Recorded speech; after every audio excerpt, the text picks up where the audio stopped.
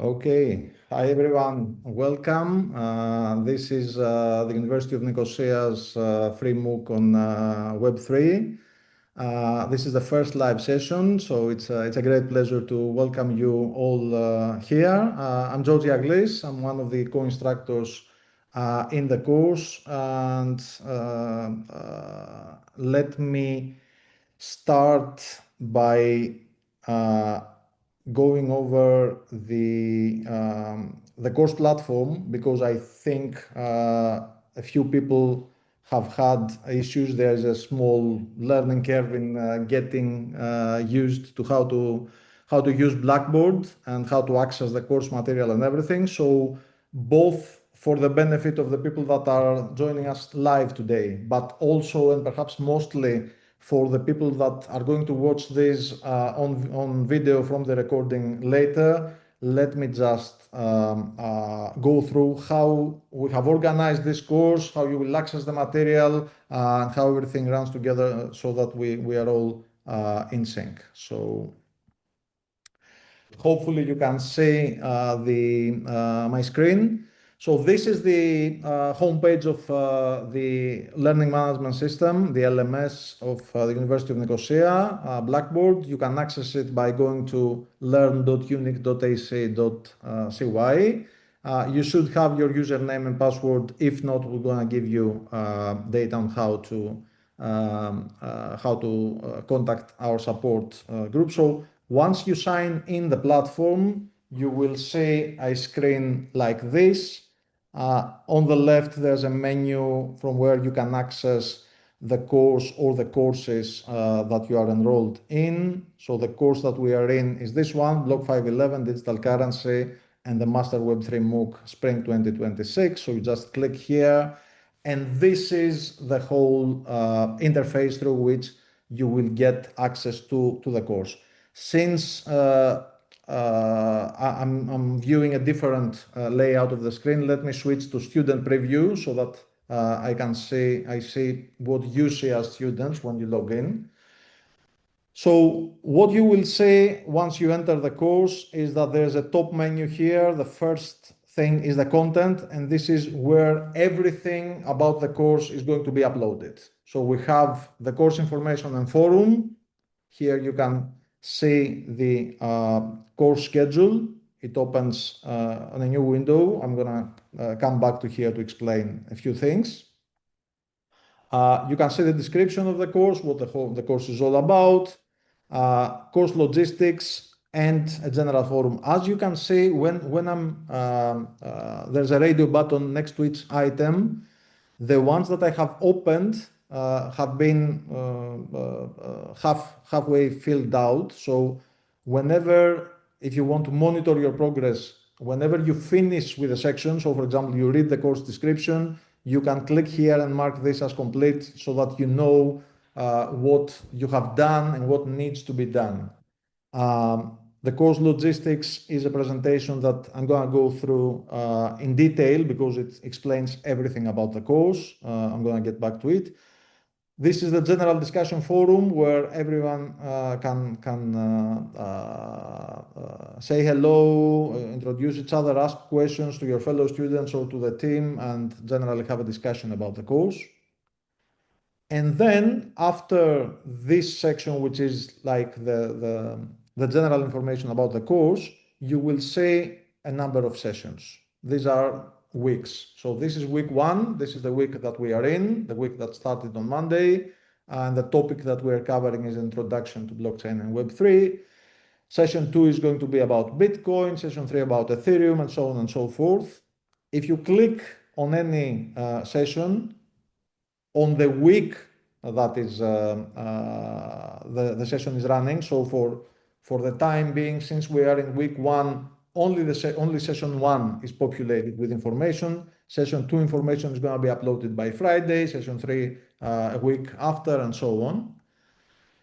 And you will see two things. One is the study material, and the study material is going to consist every week of a presentation. So you're going to have access to a PowerPoint deck and maybe other stuff as well.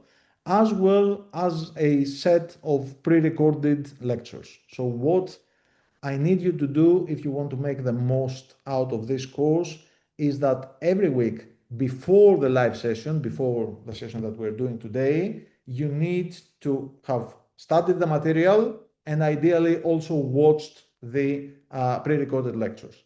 And the reason is that we don't want to spend too much time during the live session going through the material, since you can watch the videos.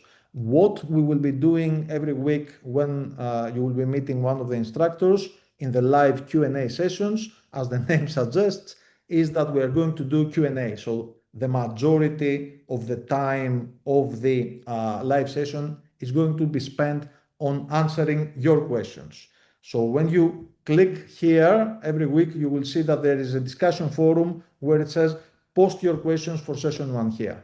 So if when you read the material, you have anything that you want to ask related to the material of that week, this is where you go and you type a post and you ask anything that you want to ask. Okay, so as you can see, there are a number of questions here, and today we're going to go through hopefully all of them. If we do not have time to go through all the questions during the live lecture, especially today that we're going to be spending some time also discussing the course outline, we will be posting written answers to these questions after the live session. Okay, and here you let me close this. And here you can also find the link every week to join the session. So everything that you need for the course, all the material, everything regarding the live session, asking questions, seeing the answers to your questions, finding the link for this Zoom call to join the live session, everything is on Blackboard. So this is your one-stop shop for accessing all the content of the course. Here there's also a calendar that has highlighted information about stuff that is happening every week. So next week there's another live session. You can see due dates for the assessments when we start uploading assessments. I will go through them in a while. Here you can say announcements that the course is making. You can subscribe so that you can receive these announcements in your inbox. So this is an announcement on how you can upgrade to the advanced track. This is the welcome to the MOOC. So again, you can mark this as read so that you know that every time that you go in, if there are new announcements, you can see it easily. Here are all the discussion forums, general discussions, and weekly live questions.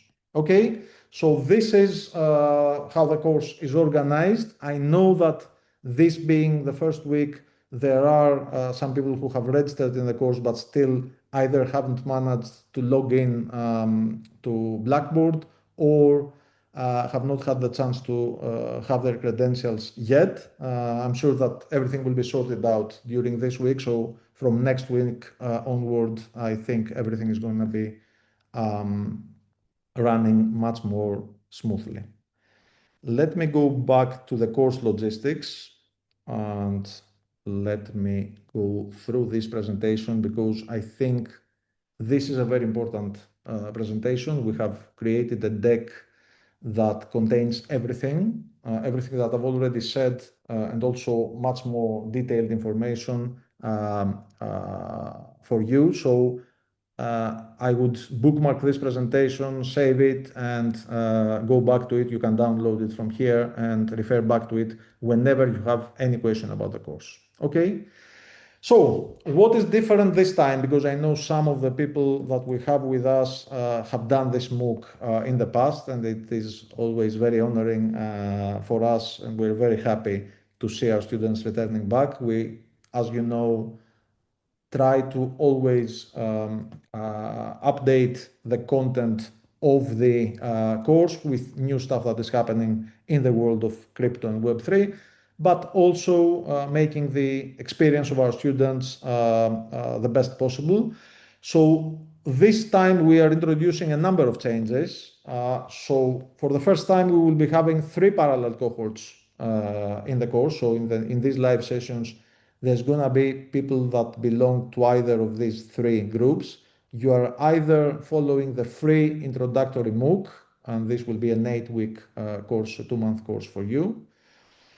You have upgraded and you're following the advanced MOOC, and this will be a 12-week experience. We're going to have 4 additional weeks for you. Or you are a registered student for the Masters in Blockchain and Digital Currency at the University of Nicosia, in which case you are following the MSc course. So the first important thing is to identify which of these cohorts you belong to. You will belong to one of them. Because there's going to be both different material that you will see, different experiences that you will have, and different assessment mechanisms depending on which cohort you're in. The second change that we're making this time, and this is a university-wide change, the University of Nicosia is moving from Moodle. So in the past, you used to access this course from a different learning management system, but from this semester, we're moving to Blackboard, and I think this is a reason for some of the glitches that we have as we're making this transition, and some of the students that enrolled in this course earlier were first directed to Moodle. Now everyone is on this platform. Again, learn.unic.ac.cy is the link. We're bringing 2 industry partners that are co-sponsoring the course this time, and they are Ledger. I guess you know Ledger is the world's largest developer of secure hardware wallets for crypto, and Ripple, the developers of XRP and the Ripple blockchain and the RLUSD stablecoin, XRP being top 3, I think top 4 crypto. And they're bringing 2 things to the course. One is we're going to have guest speakers. So the Chief Technology Officer of Ledger is going to join us in week 4. I'm going to explain you what week 4 is going to be about. The product manager of the RLUSD stablecoin from Ripple is going to be joining us in week 8. And for those of you that are following the advanced or the MSc course, we're going to have the head of brand development of Ledger in week 9 in a fireside discussion with Punk 6529. Not only that, but if you are following the advanced or the master's level cohort, you're eligible to receive 2 things that we're grateful to our partners for donating to us.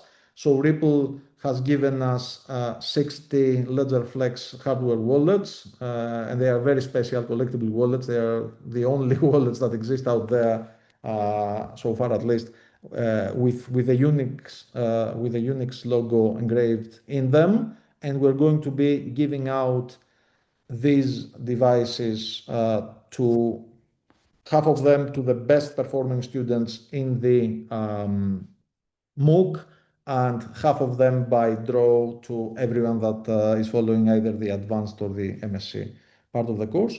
And for those of you that are following the advanced track and are interested in migrating to the master's later, Ripple is offering 5 scholarships, each worth 50% of the tuition fees. So, which track are you on? It should be fairly easy. So, if you are enrolled in the master's, you know that, and then you are in the MSc course. 12 weeks, and there's going to be an essay-based exam at the end of the course. If you paid 199 euros, you are in the advanced track. Again, 12 weeks for you. You're going to be receiving, if you pass the final quiz, a blockchain verifiable certificate on advanced topics in Web3, and you're eligible for everything that I mentioned earlier, like the Ledger devices or the MSc scholarships. If you are nothing, you're not an MSc student, you didn't pay for the advanced track, then you're following the introductory track. You're going to have 8 weeks of material, and if you pass the final quiz, you're going to be awarded a PDF certificate, Introduction to Web3. Who we are. So we have 4 instructors in the course. So we're trying, as those that have been with us before know, we're trying to bring the best possible people to speak about each topic instead of having just one instructor covering everything. So I'm George Agles. I'm the executive director of the Institute for the Future at the University of Nicosia, and I have the overall academic responsibility for this course. Together with us, we'll have Dr. Garrick Heilman, who used to be at the University of Cambridge. He used to be the research director of blockchain.com. He's a world-renowned economist and researcher specializing in Bitcoin, stablecoins, and tokenization.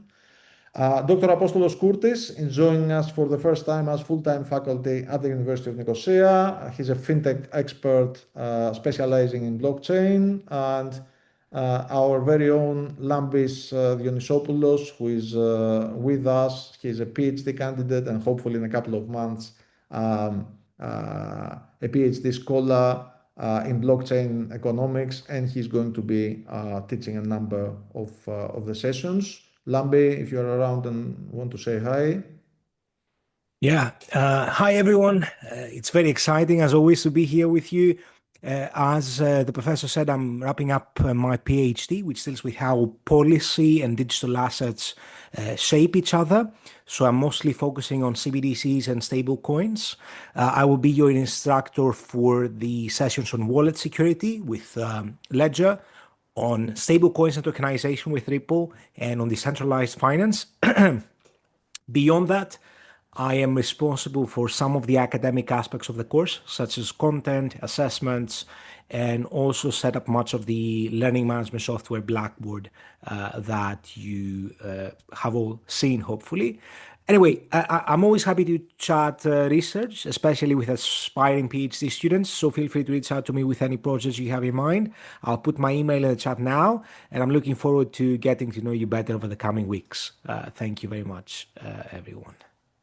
Thank you, Lambe. And speaking about chat, you will see 2 different buttons on Zoom. One is called chat, and this is where you can post really anything, comments, saying hi to each other, uh, uh, and the team is monitoring this chat. But there's also a separate button for me. It's under more. It's called Q&A, and there you can post questions relating to anything that we discussed during the live session. So either what I've been talking about until now, or later on about the course material.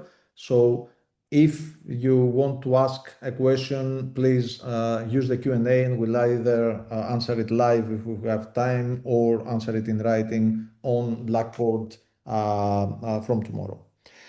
As I said, we're going to have a number of guest speakers as well joining us. Charles Gilmet and Moel Sayed are both from Ledger, week 4 and week 9. Laurent Berta is the product manager of RLUSD, the Ripple USD stablecoin, together with Lambis in week 8. Punk 6529, who's not only a prominent NFT collector, but also one of the most original thinkers in the area of Web3 and decentralization in general, is going to be joining us in week 9.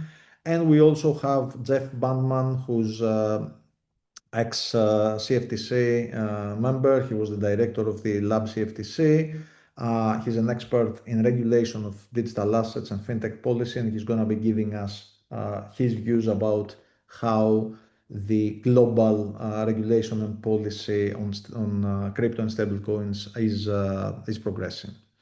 So, in terms of access to material, I've said that we are 3 different groups here: intro, advanced, and master students. Everyone has the same core content for the first 8 weeks. So nothing changes for the first 8 weeks in terms of what you can access.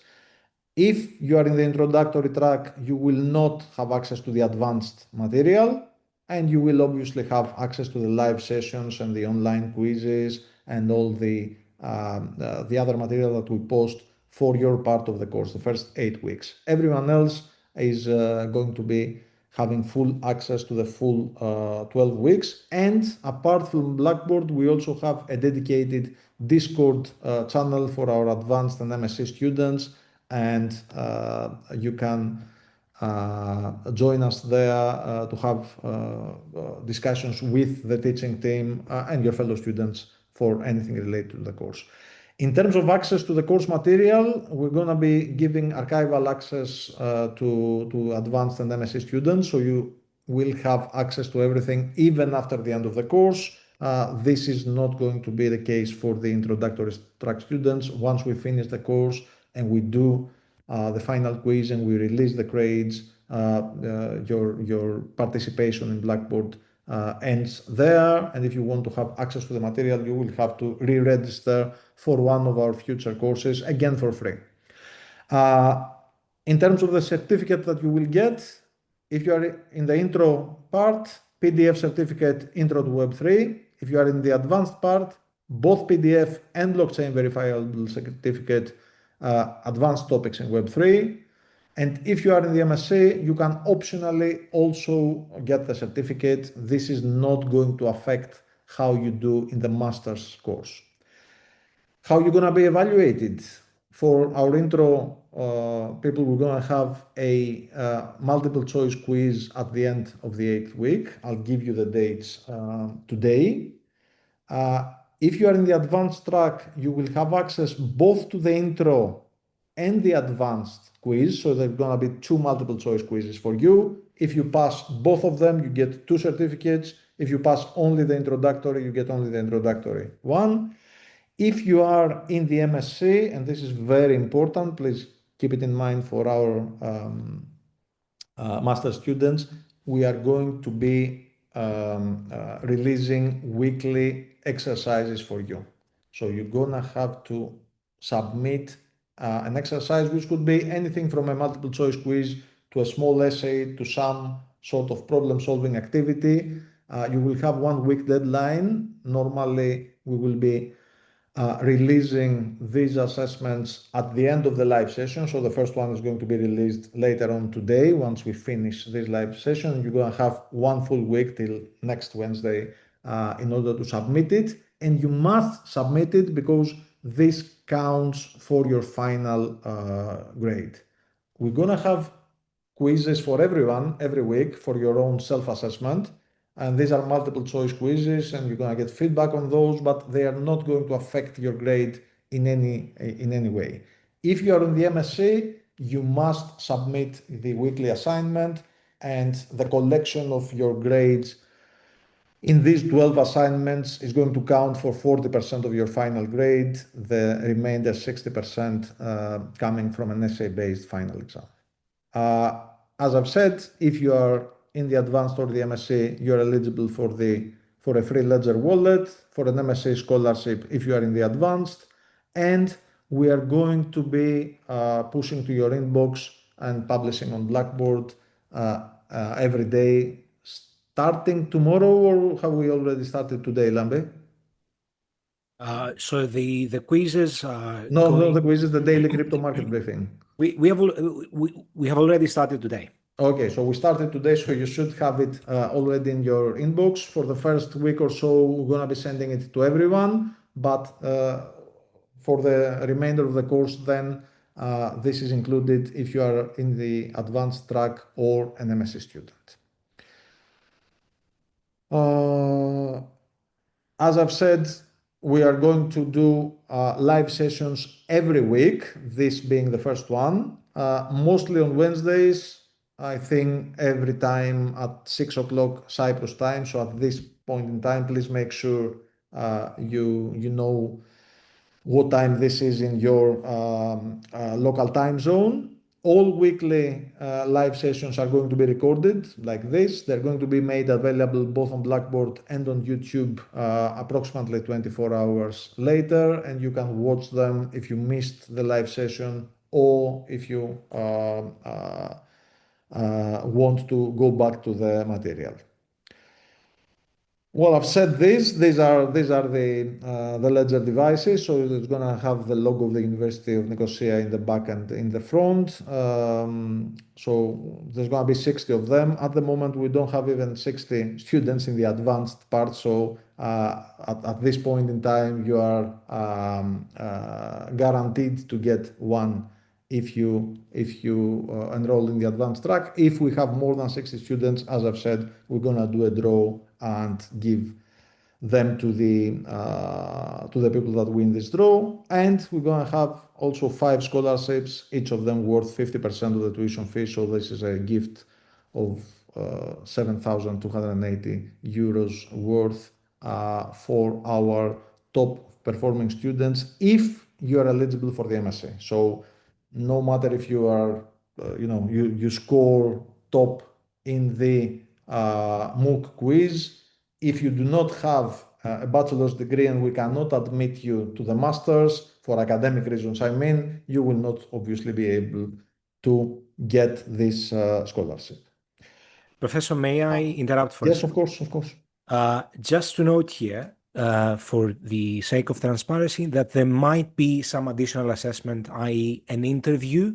So you'll need to have the requirements for being accepted in the MSc, and there might also be an interview or some other form of assessment for the candidates before we give out the scholarship. Just a note, because I know that people are interested in this and have already asked questions. Correct. I mean, don't worry about this. If you are interested in this, we're gonna get everyone's interest because some people will naturally not be interested in doing a full master's degree. But if you are, we will probably organize towards the end of the course a specific session where we will explain everything on the selection process for these scholarships. Is there anything here that I haven't said? I don't think so. So if you are in the intro, weekly quizzes for the first 8 weeks. They are optional. They're for your own self-assessment, ungraded. You will just check how much you've understood the material. If you are in the advanced, same thing for the full 12 weeks. If you are in the MSc, 12 different exercises that are mandatory for you and will end up counting for 40% of your grade. For the final assessment, and this is what determines whether you get the certificate, you will do a multiple choice quiz covering the material of the first 8 weeks. You need to score more than 60% in that quiz to qualify for a PDF certificate Intro to Web3. If you are in the advanced track, you can do that and get the PDF certificate, but you will have a second multiple choice quiz covering the advanced weeks, the last 4 weeks. And if you pass that, you will get a blockchain verifiable certificate on advanced topics in Web3. So this is the outline of the course. So we are here, week 1, Intro to Blockchain and Web3. I'm George Aglis. Today is the 11th of February 2026, and this is the schedule of the future live sessions. So these are the week beginning this Monday, next week, the week after next, and so on. The last week is the week beginning on the 27th of April. The topics that we're going to cover next week, we're going to have Garrick doing a deep dive on Ethereum, on Bitcoin, sorry, and digital money. The week after that, Apostolos is going to be addressing Ethereum, other EVM chains, all types of programmable blockchains. Week 4, a very interesting practical week where we're going to be discussing digital wallets, security and privacy in Web3, and we're going to have Ledger covering this part from a practical perspective. Lampis is going to follow up on the most important type of application, for me at least, in crypto at the moment, which is decentralized finance or DeFi. Then we're going to have Apostolos and Lampis about prediction markets, something that we are introducing for the first time in the course. Garrick is going to return for a very interesting session on the geopolitics of cryptocurrency, which has become very, very important lately. Tokenization and stable coins. Lambis together with Ripple, and this ends the introductory course. If you are in the advanced, we're going to be discussing NFTs, digital ownership, and provenance in Web3 with Punk 659 and Ledger in week 9. Jeff is going to come to discuss regulation and policy of digital assets, week 10. Apostolos is going to be doing a technical deep dive on Bitcoin and Ethereum, covering much more advanced topics in week 11.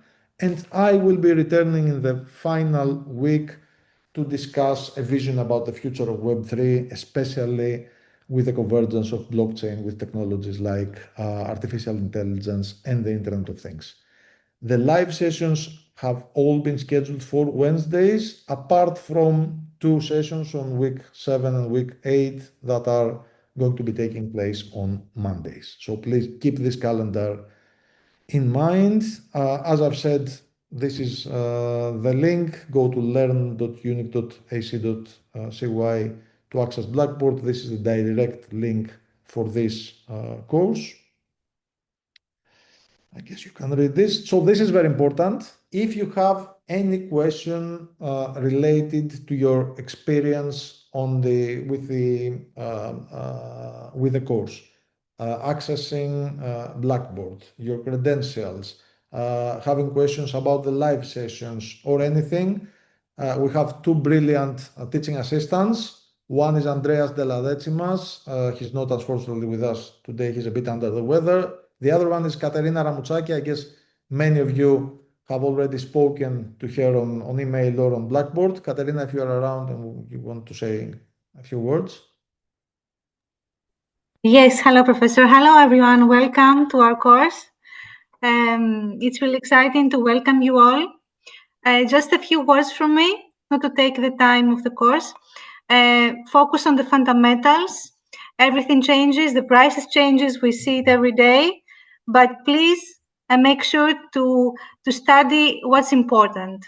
We have brilliant professors, so I wish you a very beautiful course.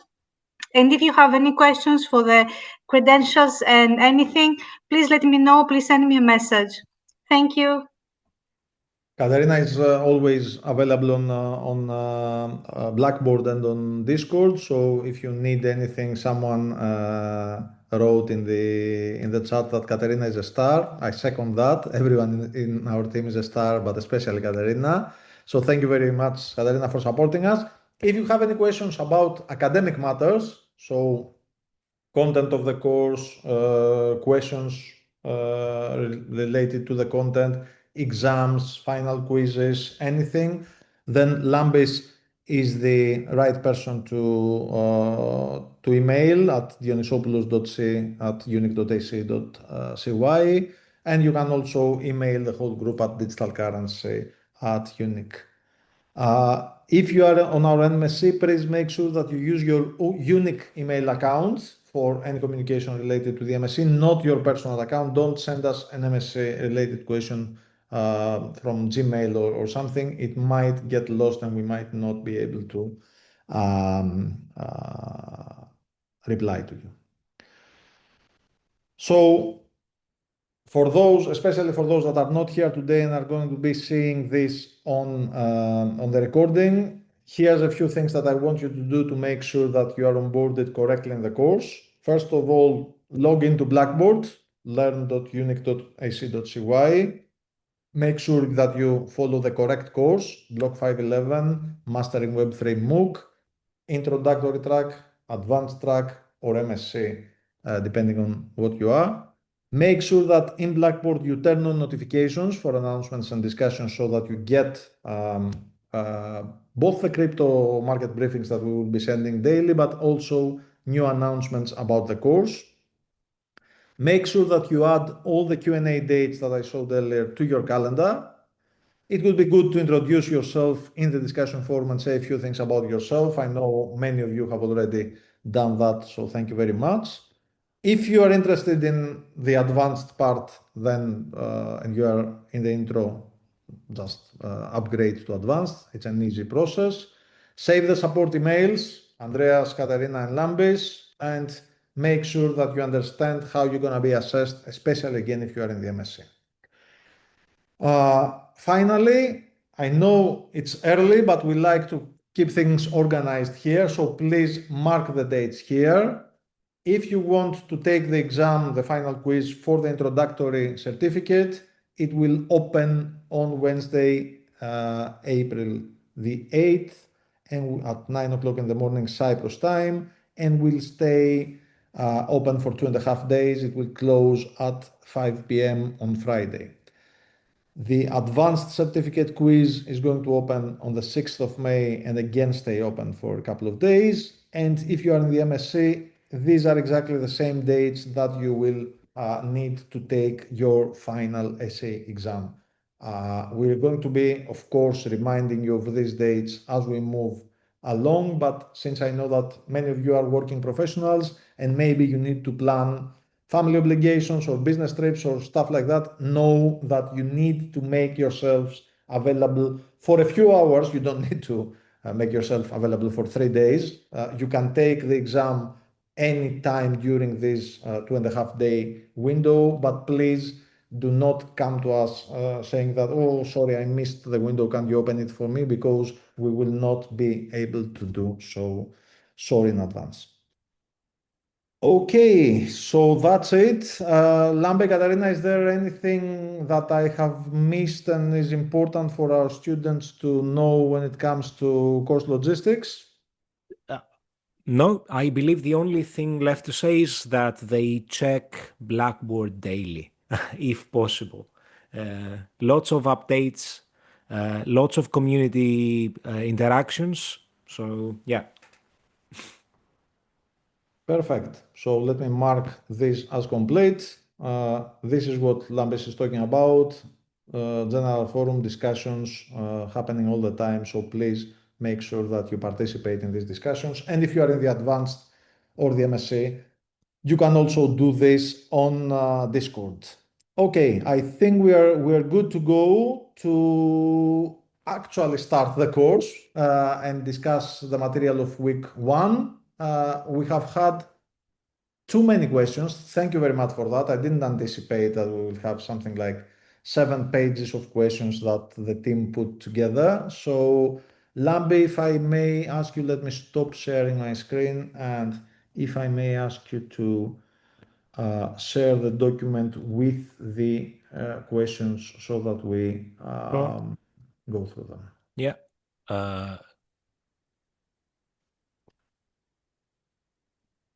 Coming right up. Yep. As a reminder, if you joined later, you can use the Q&A button on Zoom to ask any other question that comes to mind, either based on what I've already said or the course material or what I'm going to be saying now and my colleagues as we are answering your questions. So the first question by a student whose name I'm sorry, but I will not take the chances in pronouncing. I'm sure I'm gonna be very, very wrong. So the question is, how does the digital scarcity of Bitcoin affect its role as a store of value compared to traditional assets? Okay. As a reminder, for those of you that haven't watched the pre-recorded lecture, and again, please do before joining us for the live session. It will be so much more helpful for you to know the material.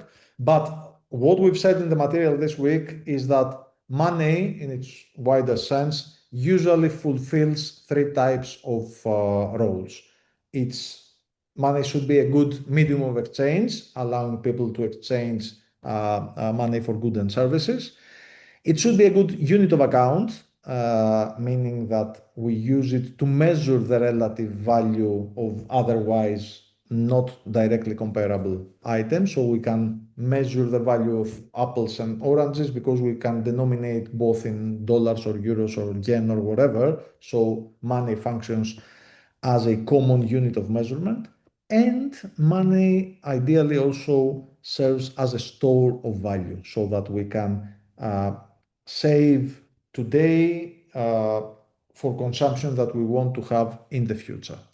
And as we said in the slides and in the lecture, I don't think that there is any type of money that fulfills all three roles in perfectly. So there are always some compromises that need to be made, and we have, some money is better for one type of person, other type of money is better for another type of use. So the question is, how does the digital scarcity of Bitcoin affect its role as its store of value? First of all, when we talk about the digital scarcity of Bitcoin, we talk about the fact that there are going to ever be only 21 million Bitcoin out there. So Bitcoin is a programmable cryptocurrency. There cannot be more money out there, and the way of issuing this supply is also predetermined in the protocol. In every block, around 10 minutes, every 10 minutes, a new amount is created and released to the miner who finds a block. Next week, week 2, we will cover this in more detail. So this digital scarcity underscores the whole store of value promise of Bitcoin, because at the end of the day, the problem that fiat currencies have when it comes to being good stores of value is that governments or central banks who issue these currencies, they can print new units at will, and this inflates the money base. This reduces the purchasing power of existing units of money, and this is the reason why we call this type of money not sound or not strong money. Bitcoin having a predictable and finite supply promises to be a much better store of value because it is scarce. Because if you take some amount of money and you store it in the form of Bitcoin, you can be sure that no one can come in the future and inflate the monetary base away. So they cannot arbitrarily print new Bitcoin units and thus reduce the purchasing power and the value of your money. The next question, on the conflict of monetary functions in session 1, there are three functions of money. Given Bitcoin's fixed supply and inherent volatility, it is increasingly viewed as digital gold, correct, store of value. Does this trajectory inevitably hinder its potential to serve as a unit of account for daily transactions? And in a high inflation environment, can stablecoins be the only pragmatic bridge to fulfilling the unit of account role? Yes, I think the answer to this question is yes.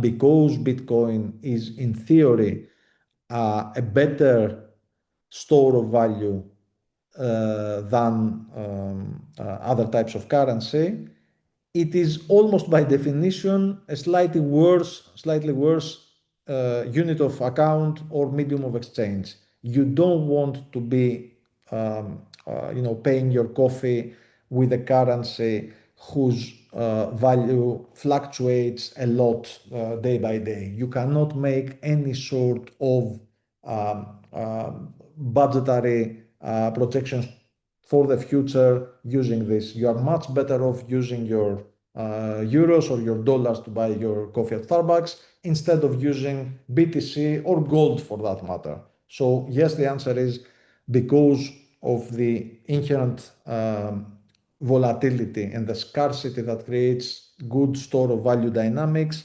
Bitcoin is not such a good unit of account or medium of exchange. Khalid is asking, how is Bitcoin a store of value given that there's no concrete asset behind it and digital gold is just a name given? Well, if you think about it, all the types of money that you're using in the world and we have historically used in the world do not have any real concrete asset behind it. Someone at this point will say no. Before the collapse of the Bretton Woods,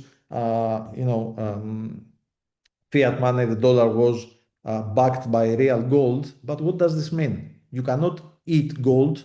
You cannot sleep on gold. You cannot. Gold itself is also a social contract. We, as a society, somehow collectively decided that we will trust gold and some other precious metals as good stores of value. There's nothing objective that would make gold a real value asset. Value exists in things like real assets, so land has a place because you can defend it, you can build your home there, you can cultivate it.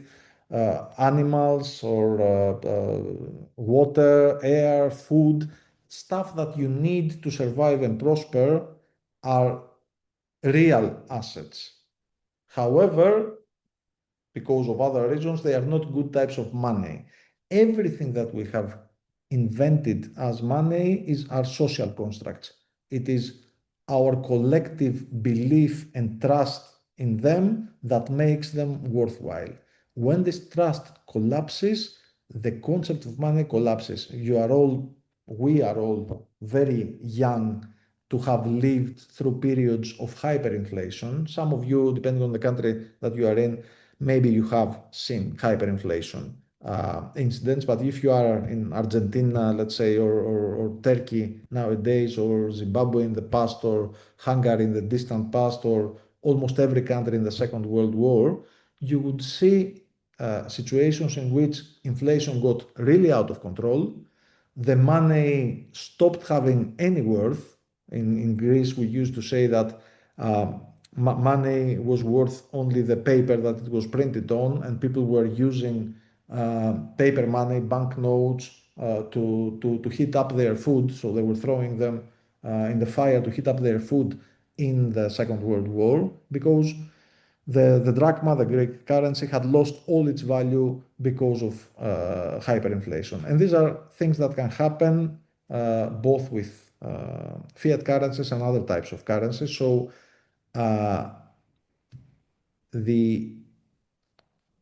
the idea that there's some concrete asset behind other currencies is just a fantasy. Nothing is behind anything. We collectively say that we trust gold and then gold becomes valuable. We collectively say we trust Bitcoin and suddenly Bitcoin is worth $100,000. 10 years ago, we didn't say that and Bitcoin was worth $0.2 or something. So these are all emergent properties that happen as a result of social dynamics. There's a follow-up question that says governments hesitate to recognize cryptocurrencies as official units of account. Why? Technology and currency has been in existence since 2009. Correct. That's a very good question. There are a number of reasons. Reason number one, I've already hinted at: volatility.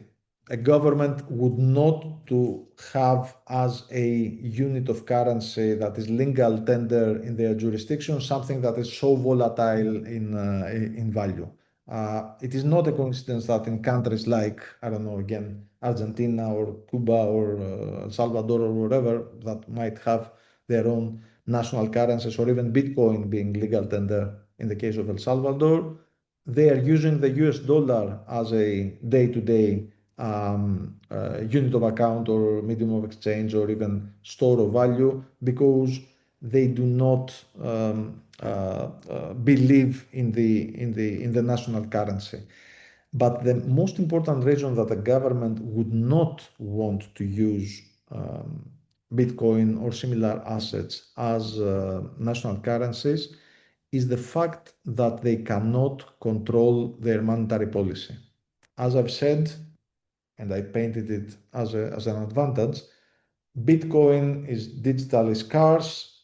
There's going to be only 21 million BTC. You cannot print more. You cannot take some out of circulation, which means that your central bank cannot exercise normal monetary policy interventions with Bitcoin. If you have the euro and you are in the eurozone, or the dollar and you are in the States, or any other national sovereign currency, you can do all sorts of things. And governments would not want to relinquish control of their monetary policy to some programmatic currency that is beyond their control and beyond their borders. So capital could easily fly outside the national borders and so on.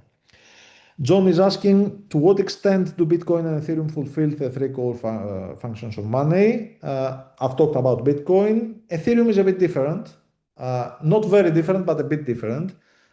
Once we've done weeks 2 and weeks 3, where we're going to do deep dives on both, this is going to be much clearer.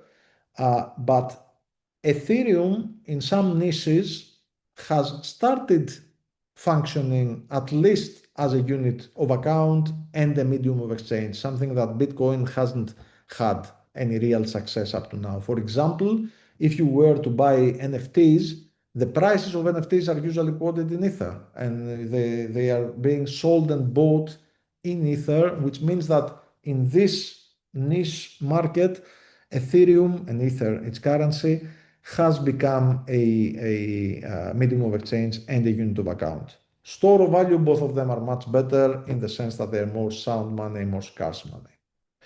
Diane is asking, the price of electricity will soon be greater than the reward for completing proof of work, and miners will no longer want to mine Bitcoin. What happens when this occurs? Okay, the price of electricity is a big determinant of the profitability of miners. You will learn the details next week with Garrick in week 2, but the idea of Bitcoin is that the mining difficulty, so the amount of computing power that you need to mine Bitcoin, and hence the rewards that you get, are always proportionate to the total amount of mining capacity in the system. So if the price of electricity goes up, this means that some miners, those that are not very efficient, are going to become unprofitable. If they become unprofitable, they will switch off their mining equipment, which means that there's going to be less computing power in the system, and the difficulty of mining will go down, thus making Bitcoin mining, if not profitable, at least not unprofitable again.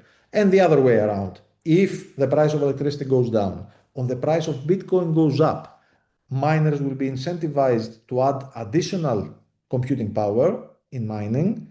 This will increase the difficulty in mining for Bitcoin and regulate the profit that you make. In an efficient market, let me say that the marginal cost of producing a Bitcoin should be equal to the price of Bitcoin in the open market. Gone are the days back in the past where you could mine BTC using your computer, but even then, the total amount of capex and opex that you would need to make this work would be worth the price of Bitcoin then. Nowadays, if the price of Bitcoin in the open market is $70,000, on average, you would need $70,000 worth of effort measured in computing equipment, plus electricity, plus operating costs in order to mine a Bitcoin. Sean is asking, how can Bitcoin sustain its current momentum without completely devaluing itself? Please give me examples. I'm not sure what you mean by sustaining its current momentum. The idea of Bitcoin, as was imagined by Satoshi Nakamoto back in 2008, 2009, and miraculously still holds, is that the price of Bitcoin will go up because of adoption and global use, so that it still remains useful to have BTC or to mine BTC despite the increasing difficulties and increasing costs and the decreasing supply that is being created every 4 years because of the halving events. If you don't know what a halving event, by the way, is, don't worry, next week we're going to cover this. So the idea was that in the beginning, when Bitcoin was not worth very much, each block was worth 50 BTC, so 50 new Bitcoin were created every 10 minutes. Then after 4 years in 2012, this was cut in half, 25. Then 2016, it went down to 12.5. Then 2020, it went down by half to 625. Now, since the last halving a couple of years ago, 3.125 BTC are being generated in every block. This will go down by half every 4 years, more or less, more technically every 210,000 blocks. And at some point, all Bitcoin will have been issued. And then miners are supposed to be making their money from the transaction fees that are being included in every block that they generate. So that's the idea of how the momentum is going to be kept, if this is what you are asking. Otherwise, please use the chat to explain the question. Juan is asking, what do you think it might happen to BTC value if Satoshi's Bitcoins were eventually transferred from its original wallet into a new address? That's a very interesting question. For those that do not know, obviously Satoshi Nakamoto is the still anonymous and unknown original creator of Bitcoin. He is supposed to have more than 1 billion BTC of the around 19-20 million that are already in circulation. So he holds like 5% of the supply. This money has never been moved. So Satoshi mined this between 2009 and 2011 when he mysteriously disappeared. And this money, this BTC, have not been moved ever since. Obviously, blockchain being an open system, we all know the wallets that these, at least some of these Bitcoins reside in. Everyone is watching those wallets. If they ever move, there's gonna be big movement in the space, let's say. Now, what the effect in price would be? Maybe in the short term it will collapse. Maybe people will think, wow, new selling pressure, 1 million Bitcoin that was not available to sell now are available to sell. Or maybe we'll think, oh, Satoshi is back, newly trusted, new trust in BTC and price will skyrocket. Who knows? Definitely we're gonna have lots of movement if this happens. How likely BTC consensus could be modified to issue more BTCs?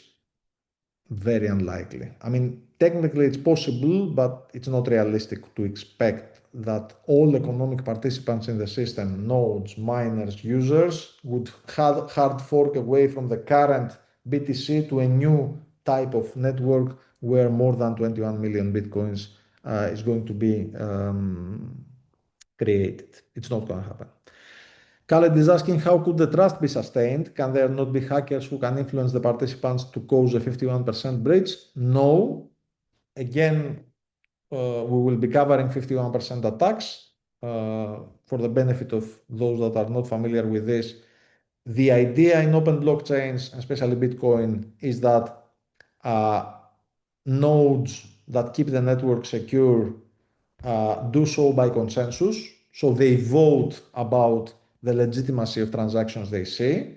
And if there's disagreement, if some node says, yep, George moved 1 BTC to Lambase, and another node says, no, I don't consider this to be a valid transaction, then there is a consensus voting. So if someone at some point controls 51% of mining, they have the majority and they can influence the votes. This does not mean that they can hack into other people's wallets, they cannot steal your Bitcoins, but they can refuse transactions from happening by claiming that they are not legitimate. They can double spend their own BTC and so on. This type of attack is totally possible in other smaller proof of work systems, but in Bitcoin, again, it's totally realistically impossible to do today because the amount of capital that you would need to put in place to secure 51% of the mining power is ginormous. We're talking about tens of billions of dollars. Nobody has this amount of money. And if they did have this amount of money, and they had invested it, the last thing they would want to do is to destroy the network that gives them their income from mining. So it's not going to happen. Bribing others, again, is not going to happen because you are bribing people who make their living by having a secure Bitcoin. Why on earth would they want to effectively short their very source of work or income? Peter is asking a question that again I see 51%. It was mentioned that the cost of attacking Bitcoin is extremely high. Yes. Requiring control of approximately 51% of mining power. Yes. Is this concept specific to proof of work blockchains? Yes. Or does it translate differently across other consensus mechanisms in terms of systemic vulnerabilities and attack risks? Yes. 51% attack when it comes to proof of work systems means 51% of the mining power, so 51% of the computing effort expended in keeping the blockchain secure. If we are talking about proof of stake systems like Ethereum, 51% there, since we do not have miners, we have validators, means having staked 51% or more of the total staked ether in the system. This means, again, a huge investment. You would need to have access to an enormous pot of ether, and this would give you statistically the ability to propose new blocks very often, because the block proposers are being determined by a random draw across validators, and you would be able to vote in disputes. So there is a similar to the 51% attack mechanism in proof of stake systems, but in proof of work, 51% means you hold 51% of the mining power. In proof of stake, it means you hold 51% of the stakes of the coins that are staked. Regarding Ethereum's validator selection and slashing mechanisms for malicious behavior, given Ethereum's account-based model and uses smart contracts, how do these controls interact with or mitigate broader financial crime risks such as fraud and so on?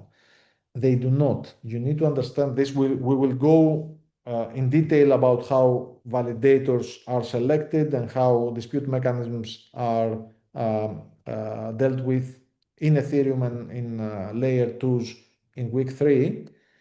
However, let me say that all these mechanisms are meant to keep the network secure and not allow invalid transactions to happen. And by invalid transactions, I mean me trying to spend tokens that I don't have, or me trying to spend more tokens than I have, or steal somebody else's tokens, or things like that. They do not know, these mechanisms are agnostic to whether the amount of tokens that I'm transferring are part of some illicit activity or are directed to some illicit activity. We employ other types of on-chain or off-chain analytics mechanisms to address financial crime in blockchains. They are not part of the consensus mechanism. Diego is asking, the study material mentions that while POS is 99% more energy efficient than proof of work, it can introduce a rich get richer phenomenon where those with more tokens have greater influence. Does this risk create a new form of centralized power among large validators? Yes, this is a well-known risk in proof of stake systems, because those that stake more coins will be rewarded with more coins. So in order to stake more coins, you have to be rich in the first place. You have to have lots of ether, for example. And the more ether you have, the more rewards from newly minted ether you will receive. So this is the well-known Matthews effect or rich get richer effect, where over time, all else being equal, proof of stake systems will tend to favor centralization in the sense of the largest validators becoming even larger over time. Sofanaroth is asking, speaking of decentralized, Bitcoin and Ethereum are the foundation of currency. However, the most common way of owning this is through the exchange platform, which are classified as centralized exchange platform. What would be the way forward for complete decentralization? Would there be possibilities of decentralized exchanges? Yes, of course, not only possibilities. Sorry, there are decentralized exchanges. Much is now happening outside the centralized sphere in blockchains. Week 5, I think, is it, Lambi, that we are covering DeFi? We're going to be discussing decentralized exchanges, decentralized lending, and other types of mechanisms where users can participate in the crypto economy without any centralized exchanges. Centralized exchanges, like for example Binance or similar, are good on-ramp and on-off-ramp. So when you want to move from the fiat system to the crypto system, you might need to use some centralized counterparty, but once you are in crypto, you can do it without any centralized having to rely on any centralized party. Can decentralization completely eliminate censorship? Okay, this is a very hot topic. My answer is an unequivocal no.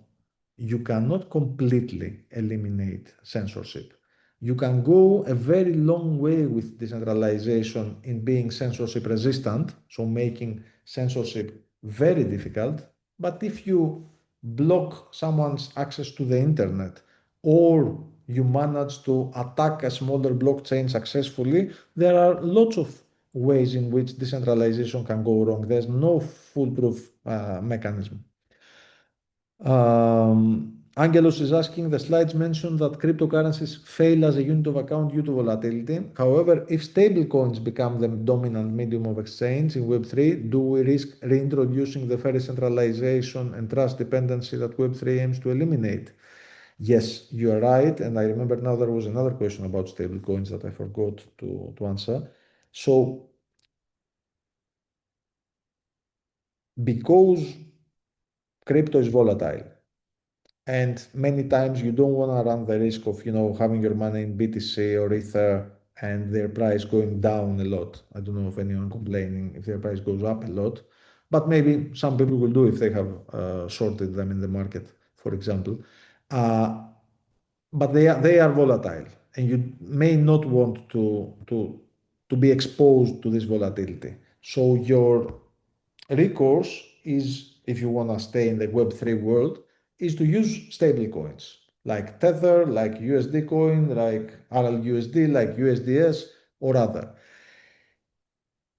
These try with various mechanisms. We'll cover them when we discuss stable coins in one of the next weeks. They try to peg their value to some fiat currency, usually the US dollar, but there are euro pegged or yen pegged or other fiat currency pegged stable coins.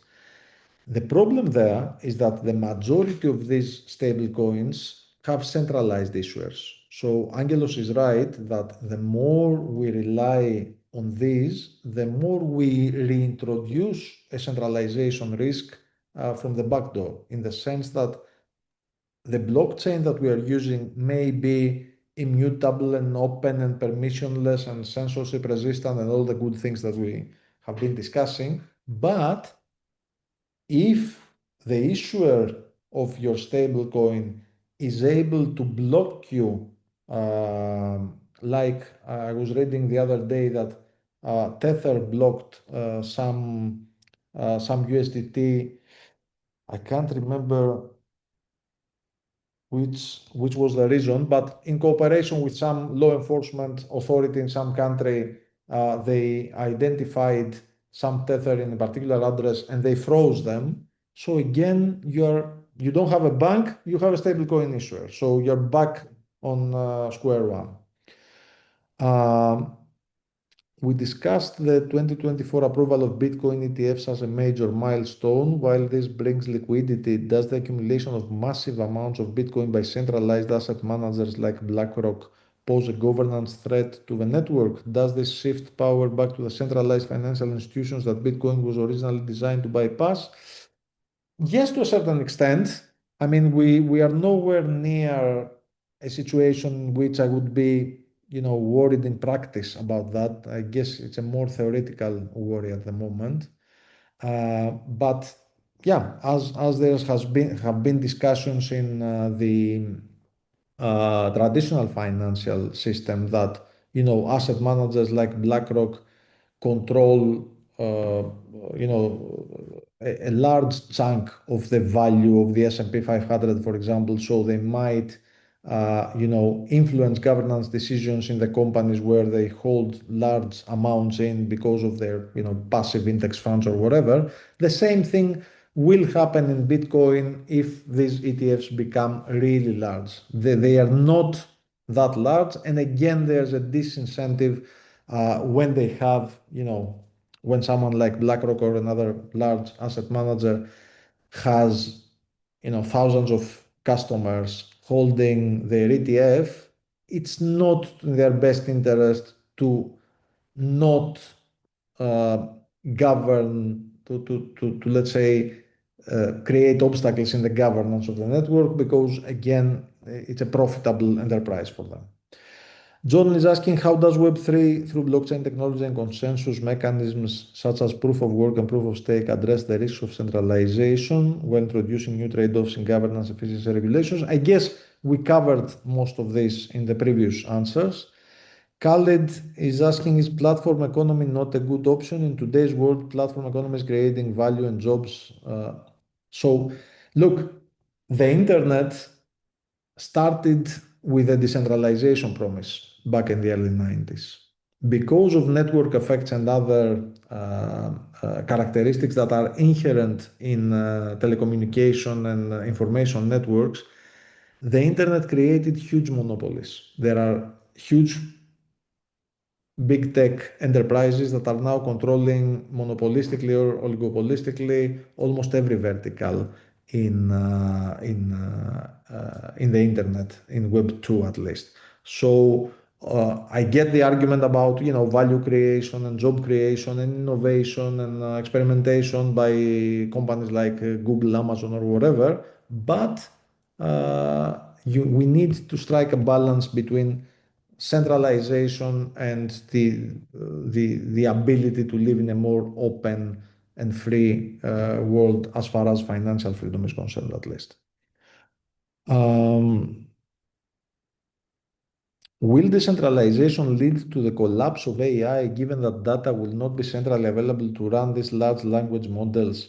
This is an excellent question. We're going to have a very detailed discussion about AI and blockchain in week 12, so towards the end of the course. We need to cover lots of material before we are able to do that. But the short answer is that I'm a big believer in decentralized AI. I think that we are now witnessing the first generation of AI systems where both training and inference of large language and other types of AI models need to happen in a very centralized, compute heavy, memory heavy, bandwidth heavy, and all sorts of heavy data centers. And that's why only a few state actors and very large enterprises are able to afford them. And that's why you see all this race for capital expenditure. But at some point, people will realize that we have computing power out there. And if we can harness it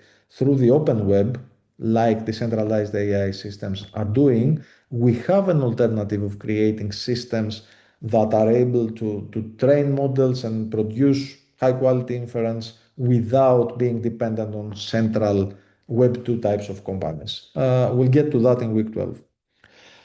Sazan is asking, I'd like to ask a question regarding the adoption of crypto in modern worlds in the wake of the 2025 regulatory shifts and the rise of agentic finance. How can institutional stakeholders reconcile the need for permissionless, high-velocity liquidity in decentralized protocols with the increasingly granular compliance mandates of the 2026 Global Clarity Frameworks?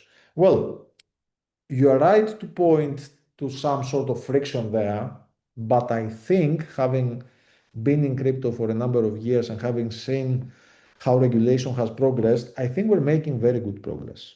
We used to be in very gray zones, in many gray zones, and some, clearly illegal stuff happening in crypto. Nowadays, there's lots of clarity with new policies and new regulations emerging. Depending on your political stance, you might agree or disagree with all or some or many of them. But the fact of the matter is that if we want large-scale adoption and institutional adoption, large institutions and large players will not touch any part of the economy that is not clearly regulated. They want to have clear rules, and to the extent that we have clear rules that are not, the rule is do not touch crypto, is favorable to innovation in this space. I'm totally in favor. But I guess this question should be asked to Jeff Bankman week 9 or 10, where I think he's going to have a much more informed opinion on this than me. Peter is asking, regulatory challenges related to AML and KYC compliance in crypto and Web3 were briefly mentioned. Will these issues be explored in greater depth throughout the course? Yes. FATF recommendations are going to be addressed. Again, the session of Jeff, let me see my, where's the course calendar? Here it is. No, it's not.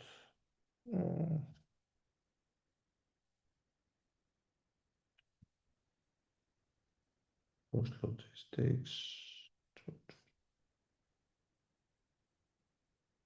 So we have week 7, the geopolitics of cryptocurrency for everyone, and week 10, regulation and policy of digital assets for the advanced and MSc students. That is going to cover this in great detail. I know that Jeff at least has been very closely following and to some extent participating and influencing some of the financial action task force recommendations. So he will have lots to say there. Same about Gabriella's questions about regulations in Cyprus. Cornelius, Nigeria, again about regulations. So I'm going to defer these questions to later weeks. Diego, I guess we have already answered that. So let's go, Gabriella. What needs to happen for Web3 to achieve mainstream adoption? I've said one thing, clearer regulation. What do you see as the biggest barrier? Technology, regulation, or user experience? Very good question, and very good, 3 things that you mentioned. If I had to rank them, I would say probably user experience first. Sometimes it is very difficult to onboard non-experts in crypto still. It reminds me of the early days of the internet where, onboarding people to the web was very, very technically demanding and people were focusing on technology. We need to start focusing on the user experience and better design and, maybe hiding some of the complexities under the hood. Number 2, definitely regulation if you want to bring institutions in. So user experience if you want to bring retail in and mass adoption. Regulation if you want to bring institutions in. Technology, I'm not worried at all. Technology is going to be solved. I have not seen a single problem in technology that was not solved over time. Bitcoin was designed in 2008 with 10-minute interval between blocks because nodes couldn't propagate across the world new information about transactions safely and securely in a less amount of time. Now we have Ethereum doing 12-second blocks, and we have other types of blockchains like Mega-Eth or whatever, literally having millisecond blocks. So I'm not worried about technology. Technology innovation is progressing at a phenomenal speed.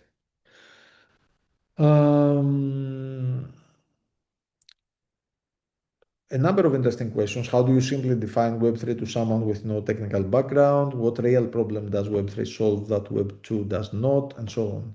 I think it all boils down to financial freedom, the freedom to transact. Web 2 creates lots of walled gardens that are gated by big corporations. Web3 has emerged as a counter movement towards giving users access and ownership to their data and their assets in ways that they are not locked behind paid systems offered by big corporations. And this has ramifications across all sectors of the economy. On barriers to mass adoption from a product and operation perspective, what do you perceive as the primary bottleneck for consumer level adoption? It's the same thing. So it's actually the same question. So technology, regulation, and user experience. So we've covered that, I think.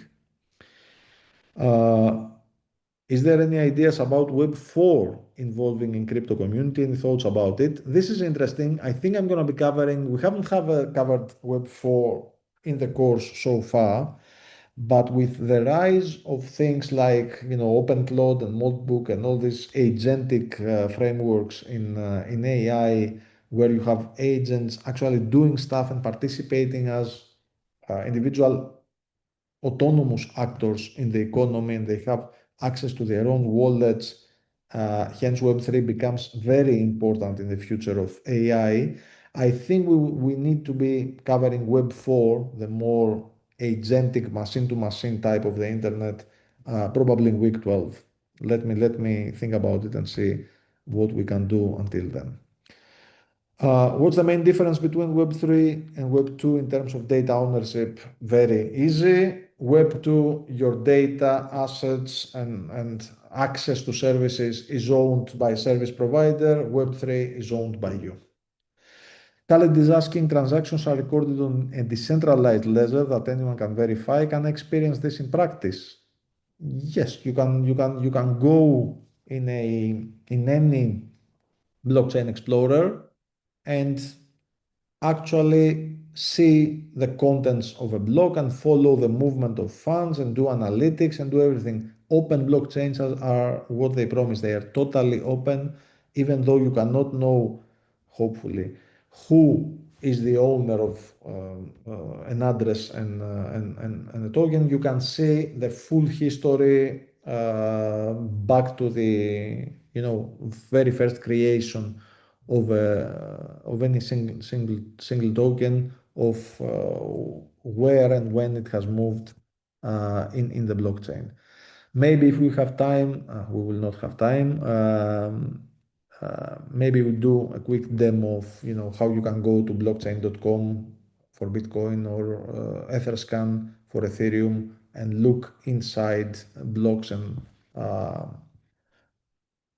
tokens. Smart contracts, programmable agreements that execute automatically. I would be happy to experience an example. Yes, of course, we'll cover smart contracts in week 3. Example of social media platform running on dApps. Yep, check Farcaster, for example. It has recently migrated somewhere.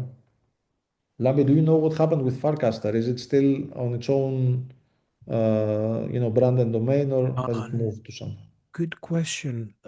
I know that Lens is another one that's expanding, and they have their own infrastructure. Lens is pretty good, yeah. But Farcaster. Okay, check Lens and Farcaster, and we used to have a session on decentralized social media, but we had to remove it because there's simply too much happening in the space to cover everything. I have read several times that quantum computers may break blockchain security. How true is that? Excellent question. I get it every time. Let me say that the risk is theoretical at the moment. Okay, the idea of quantum computing is that if it happens, it would allow to break some of the existing encryption and digital signature algorithms used in crypto that are not quantum resistant. However, we are, I think, many years of having to deal with this problem in practice. And if we get even a glimpse of quantum computing becoming a realistic prospect. I'm sure all blockchains will move to quantum resistant encryption algorithms very, very fast. So I don't consider it a realistic threat. It is a technologically a possible threat. Considering the architecture of blockchains and the difficulty complexity to change a fundamental part of the core logic, such as the encryption algorithm, do you believe that SHA-256 and Dagger Hashimoto will be threatened in the near future? I think it's the same answer. Yes, but maybe not in the near future. At some point, they will be challenged. There is no algorithm that will withstand, technology progress forever. But as you say, SHA-256 has been around for 25 years and has not been broken yet. It will not be broken anytime soon. When it looks like it might be broken, we will have moved to other newer technologies much earlier. Bruce is asking, are there projects showing promise that will increase the efficiency and functionality of Bitcoin to behave more like Ether? Yeah, there are a lot of efforts trying to instill DeFi capabilities to Bitcoin. I think we will be covering stuff like the Lightning Network in week 11 and side chains like Rootstock, for example. But to be honest, my personal opinion here and not my academic view is that Bitcoin was not designed to handle smart contracts. It was designed as a purely peer-to-peer monetary network. So all the attempts that we've seen in the past, with inscriptions and ordinals and stacks and you name it, to do stuff on Bitcoin that Bitcoin was not meant to support, have faced both resistance from the community and very difficult implementations. I mean, why force DeFi to happen on Bitcoin when you have other much better programmable blockchains that could do that? Cornelius is asking, as a beginner, how can I start building a real world project instead of just learning theory? Well, you are in the right place. We will be covering things like intro to Solidity and smart contract programming in this course, but we're just going to be scratching the surface. This is just the beginning. In our masters in blockchain and digital currency at the University of Nicosia, we do full courses on Solidity programming, Bitcoin scripting, permissioned blockchain programming, and so on and so forth. And that's it. That's it. We do have a few questions in the Q&A. And I was super happy because I said I nailed the time. It's just 1 minute to 90 minutes. Okay. In a sense, you did, because all of those questions reference other sessions. So it's mostly my sessions, by the way, 4 and 8. So we can either take them, I can have a go at them if you would like me to, whatever you prefer. Well, I mean, since we've said to people, and I'm sure that people have other stuff to do, that we will be limiting this to 90 minutes, and we're exactly at 90 minutes. I'd say we stop here. I answered many of the questions that were not for week 1, and that's why you see in my replies I referenced other sessions a lot. And this is quite natural. I mean, it's the beginning of the course, and people are asking questions that address stuff that we will be covering in later weeks. So let's put a stop here. Next week we will be covering Bitcoin. So keep your questions about Bitcoin for next week.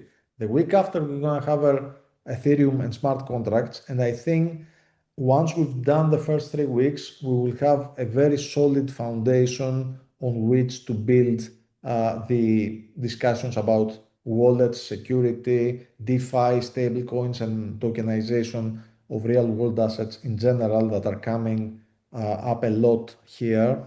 I think when people have understood the basics of how blockchains work in practice, we will be able to come back to these questions and answer them in more detail.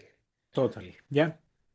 Super. So thank you very much for being with us. It's really great to have you with us. I'm looking forward to seeing you in the next of our classes. I will be joining you again in week 12. So I will be seeing the advanced and MSc students again, but I will be around for especially the live sessions with our industry partners. So maybe we'll have the chance to catch up on the live sessions. Otherwise, you can find me on Blackboard, you can find me on Discord, and we can continue the discussion there. Thank you very much for joining this class, and see you next week. Bye-bye.